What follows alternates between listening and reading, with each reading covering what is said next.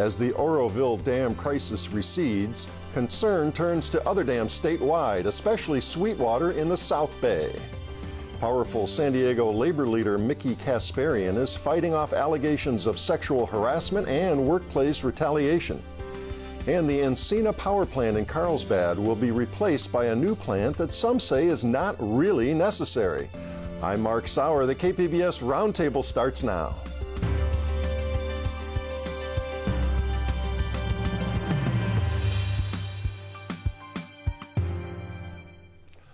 Welcome to our discussion of the week's top stories. I'm Mark Sauer, and joining me at the KPBS Roundtable today, reporter Randy Dotinga, Voice of San Diego. Hi, Randy. Hi, good to be here. Good to have you back again. Reporter Claire Tregeser of KPBS News. Hi, Claire. Hi, Mark.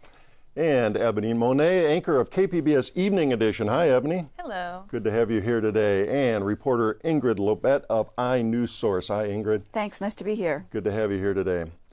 Well, it's the tallest dam in the nation, supplying a third of Southern California's drinking water in the dry summer months.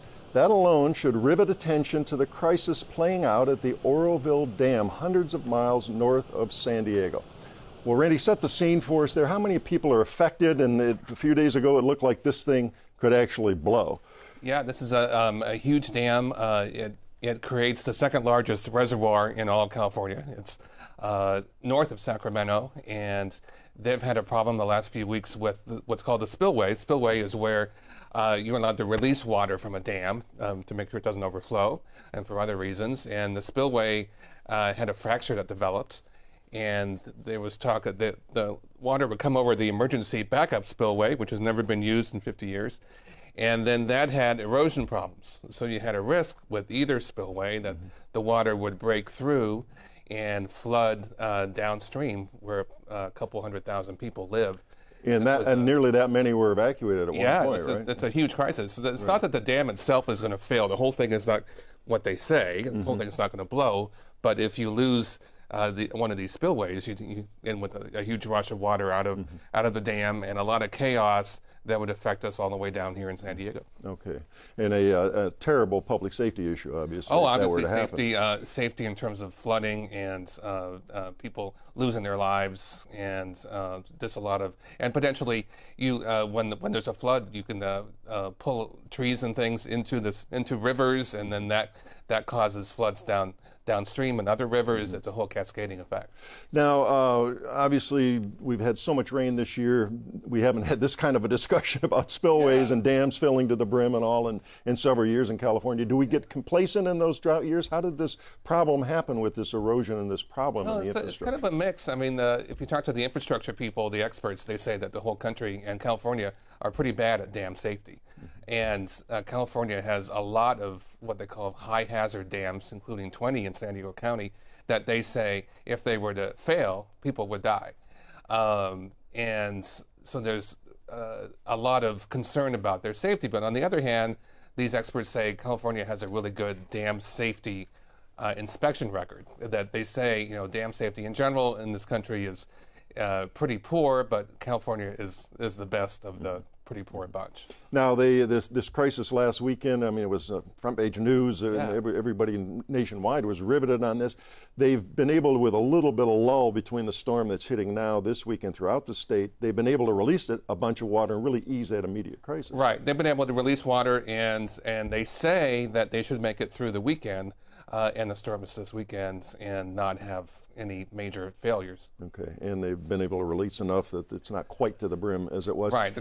Now, are they able to repair these spillways on the fly? Are they able to? They were able to. Well, you can see pictures of all these construction trucks. They were able to shore them up. Shore up the emergency spillway. But there had been a bid a few years ago to fix the backup spillway to make it concrete so it would be stronger. And there was a lot of fuss between environmentalists wanted this to happen, but they didn't want a different solution. And then the water districts that run the dam didn't want to do it, and there was a lot of controversy, but nothing happened.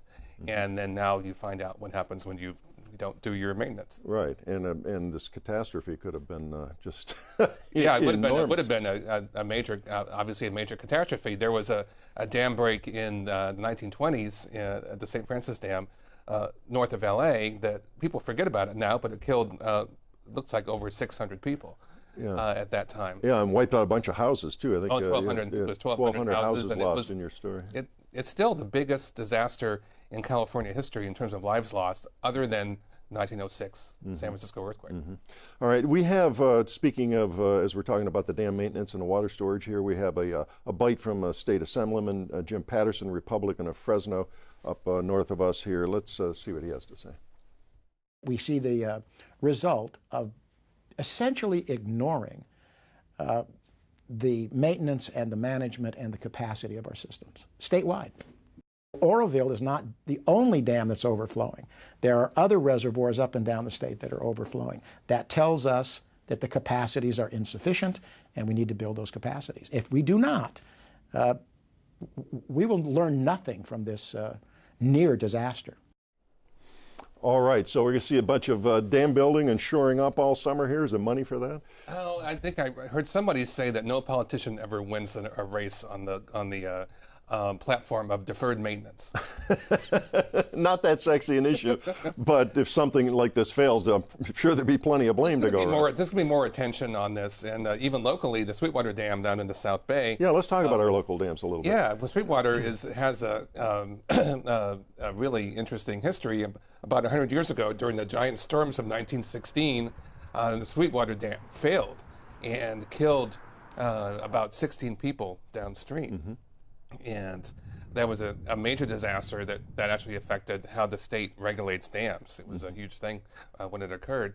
And a few months ago, the state dam safety director came down and talked to the Sweetwater Dam, the board that runs it, and says, you need to fix your spillway. It's dangerous.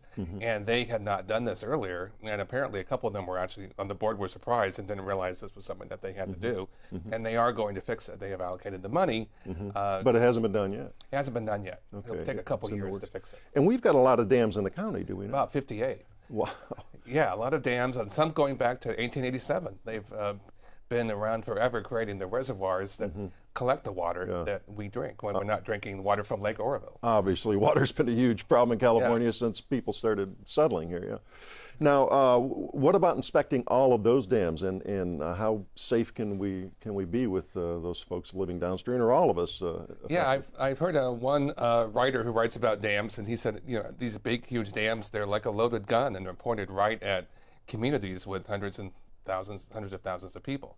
And it's hard to really know how safe the dams are. They are inspected, and the state has inspectors, but I think it's hard for us as lay people to really understand exactly what risks that they pose to us. And those of us who live downstream with over 50 dams in the county, there's a lot of us who may not even know that we're in a valley that could be affected if a dam were to fail. Right, and of course we've had several years of drought here. We're all living with the effects of that on the other side of this flood issue we're talking about, so we maybe get complacent in those years. People say, the experts in the field say that yes. I mean, the infrastructure experts that issued a report a few years ago said the whole nation as a whole is poor at keeping dams safe and maintaining them. But on the other hand, there had been fairly few dam disasters in the history of California specifically. We had the one in L.A. and there was another one in L.A. in 1963 that destroyed hundreds of homes. But in general, dams have been safe. But of course, one of those things is it's always safe until the one day when it's not, and then you have a big problem. Right. Well, we'll see how that plays out as we go forward and into the summer months here. We're going to move on now. He's known as the kingmaker when it comes to Democratic politics in San Diego. Mickey Kasparian, head of one of the county's biggest unions, can make or break a candidate or ballot issue by delivering money, volunteers, and votes. But now the kingmaker is in trouble. Ebony, many Democrats now are pushing for Kasparian to step down or leave. Why? Well, he's facing some very serious allegations. Some former employees are accusing him of gender discrimination, specifically sexual harassment and even retaliation. And so there is a letter that has come out with some notable Democrats signing on to this letter asking for an independent investigation and asking that Mickey Kasparian be put on leave pending the outcome of this independent investigation. And some of those people include lawmakers past and present, City Council member David Alvarez, and some state assembly members as well. And they're calling on the San Diego Democratic Party. They're calling on the UFCW, Local 135, and they're saying these are the organizations in which he pulls his power for them to act immediately. Okay, and we're going to get into some of the specifics and the allegations in a moment. But Claire, I wanted to ask you, kind of give us the scope on this. Who is Mickey Kasparian? What's the key role he plays in the local union hierarchy? So he's the head of the UFCW, Local 135, and then he's also the president of the Labor Council. The UFCW, I believe, is one of the biggest unions locally, and so there's a lot of power there, and then also the Labor Council is even more power, so he has a lot of sway locally. Okay, and as we said at the top, when election time comes here, you've got volunteers, you've got phone banks, you've got money, you've got people knocking on doors, very important stuff in Democratic politics generally. Yeah, definitely. I mean, there's the one aspect which is kind of the brand of having union backing is important for Democrats because it shows you're on the side of working people, and then there's just the money and the ground game where unions get all of their members out to make phone calls, knock on doors, rally for candidates. Get out the vote. Season. Yeah. Okay, we do have a bite here that kind of talks about this and underscores it. It's Richard Ochoa, an attorney who represents local unions, explaining that power. Let's hear that. One of the very powerful things that unions are able to do is they're able to aggregate the power of working people who individually would not be able to influence politics in the same way. And so by organizing tens of thousands, hundreds of thousands of working people, they're able to generate votes through the recommendations to their members. They're able to generate volunteers for candidates. So it really makes a big difference in our local politics.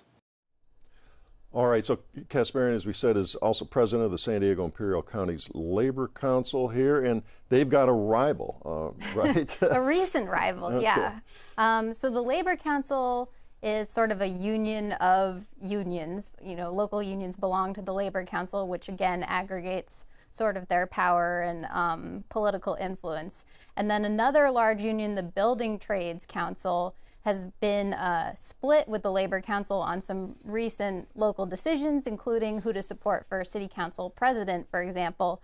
Building Trades supported David Alvarez, and the Labor Council supported Myrtle Cole, and we know that Myrtle Cole is the City Council president, so obviously the Labor Council came out on top on that one. Another one is the contract with the city's nonprofit redevelopment, Civic San Diego. Building Trades opposed renewing that contract. Labor Council supported it, and the contract was renewed. Okay, so you can see there some of the power and the clout here. Right. Now, let's turn back to the specific allegations here involving Mickey Kasparian.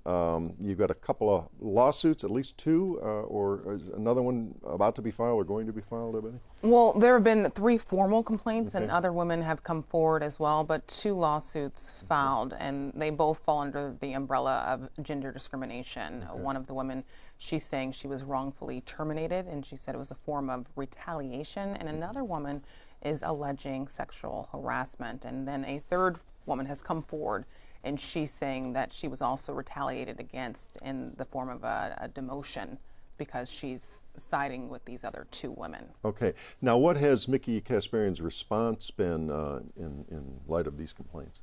Well, I reached out to him a number of times, and he did not get back to me any of those times. I wish he would have spoken and given his side of the story, but he has spoken to other publications. Yeah, Union Tribune, I think, had an interview with him. Yeah. What's his posture been kind of publicly then? Basically, he has said he denies all of the allegations against him. He describes these former employees as disgruntled former employees that were on their way out. And he also said that every organization, UFCW is no exception, is going to have these disgruntled employees. And the UFCW has actually filed a countersuit against one of the 2 women, Naranjo, alleging that she misused company time.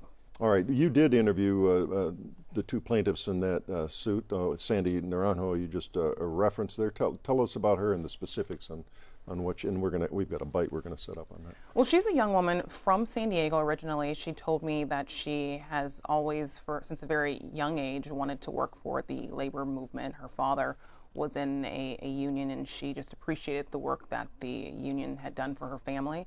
And she said it was a dream come true to get a job with UFCW. Okay. All right. Let's hear from that plaintiff. I admired him. I loved the way he used to speak about workers and worker justice. And so when he offered me the job, I knew this is the job that I want. This is the person I want to work for. All right. And the specific complaint in her lawsuit? She's alleging gender discrimination. The women who've come forward, they say that it's a hostile work environment. It's fueled by intimidation. There's a system of bullying, and you're either in or you're out. And to be in, you have to basically jump at Kasparian's every demand. And these can come at all hours. So they say it's very difficult to have a personal life because it's all a test of loyalty, and they're micromanaged. And they say it's very difficult, especially for women. And she's alleging that she was wrongfully terminated in part due to her husband's political dealings, because he is a leader of another union representing electrical workers. Okay, and the other, Isabel Vasquez, also filed suit. A different reason with that one, right? Yes, she worked for UFCW Local 135 for about 15 years, and she says that she was the victim of sexual harassment. She says this harassment came from Kasparian directly. And so what was her way to resolve that and get out from under that issue? Well, basically, she said she never knew when the sporadic harassment would happen, that she would be called into his office, and this is where the alleged abuse took place. And she said that she felt powerless, that she couldn't do anything to stop it. And so she eventually retires early, she says, as the only way she saw to end the abuse, the alleged abuse. All right. We do have, speaking to that point about the working environment, excuse me, we have another bite from Naranjo regarding working with Kasparian. Let's hear that. This man, he's dangerous, and he's corrupt, and he exploits women. And I want to show my daughter that we have to stand up. All right, and again, we should say, even though KPBS didn't get an interview, he has, Mickey Kasparian has publicly denied these allegations. What's the timetable on these suits? Do you know where the status is? Or it could take quite a while, I imagine, in civil court here, right? Quite a while. Actually, Naranjo, she was just recently fired. This is all developing since December. Okay. And it was Vasquez who filed her suit after Naranjo was fired in December, and Vasquez worked for the company as recently as this summer. So at this point, they're gathering testimony, and like I mentioned, there is that countersuit that was also filed within the last few weeks from UFCW. All right, and as we alluded to at the outset here, Kasparian obviously is not an elected official. So what are the pressures on him to leave his post, and how likely is that?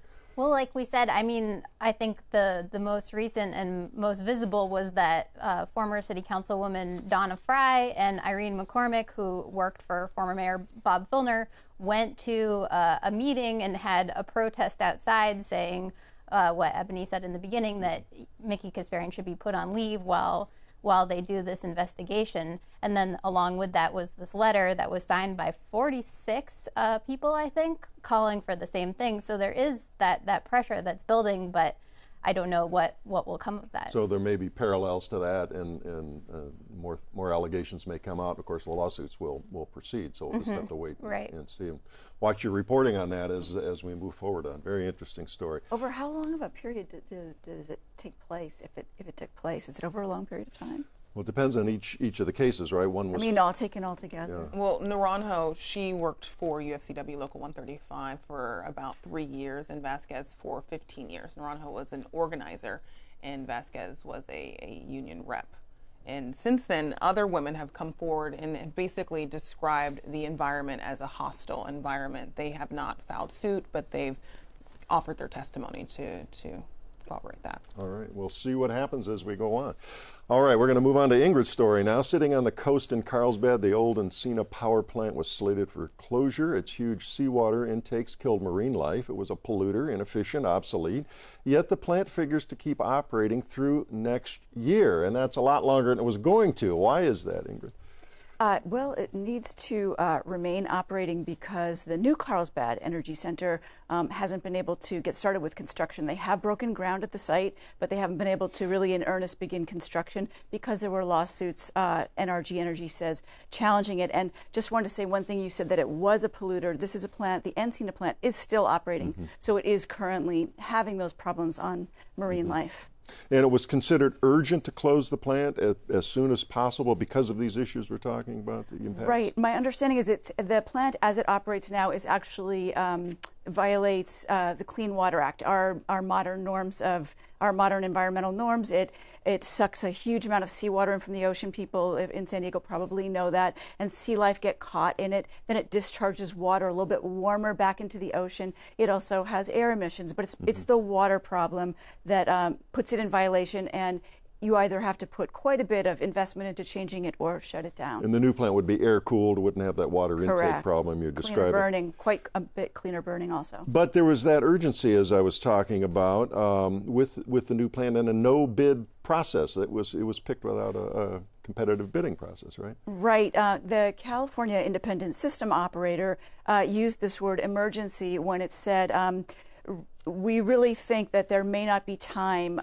for a full bidding process, and we have this plant, the Carlsbad Energy Center, that has already been through the blueprints and the permitting period. It's kind of well along in the pipeline process, and so given the fact that we have suddenly lost the San Onofre nuclear power plant. That was the urgency, huh? Yes, that's what they said was the urgency. There are people who argue about that. They said, no, actually there was a separate process that dealt with the urgency of the San Onofre plant, but when in the California Independent System Operator said that the Encina plant needed to close by the end of 2017, failing an emergency, they were the ones who cited that. And environmentalists aren't really buying that whole emergency idea, right? Yeah, environmentalists, and it's not just environmentalists, it's also, we have quite a few green energy, clean energy operators now, and more we have non-fossil fuel alternatives for providing energy, either actually generating energy or now we have storage of energy, and they feel that we might have had a different type of power source built